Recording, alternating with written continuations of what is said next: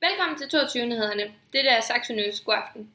I går ved 23-tiden blev en mand bortført i Belfast i Nordirland, og af sikkerhedsmæssige årsager har vi valgt at gøre personen anonym. Manden beskriver hændelsen således. Han er ude at gå tur med sin hund, da en bil den stopper foran ham, og en mand inde i bilen han truer ham og siger, at han skal gå ind i bilen.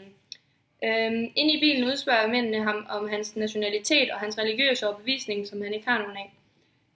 Alligevel vælger de at udspørge ham om, hvordan han siger alfabetet, da protestanter og romerske katolikker de har forskellige måder at udtale alfabetet. Da de endelig tror på ham, så sætter de ham af ved et træ ved hovedvejen, og han tager hjem. Eksperter formoder, at det var IRA-medlemmer, som tog ham som gidsel, da de havde interesse i hans religiøse overbevisning. Baggrunden om IRA er, at de er en terrorgruppe oprettet i 1913. De anvender nationalistisk terror, da de kæmper for et selvstændigt Nordirland, og deres første aktion var i 1916, som var påskeoprøret. De har tidligere bombet et hotel i London med en bilbombe og andre steder i Storbritannien. De skaber meget frygt, og folk i Belfast er nu bange for at gå alene ud om aftenen. Storbritannien frygter, at IRA planlægger større terrorhandlinger i den nærmeste fremtid.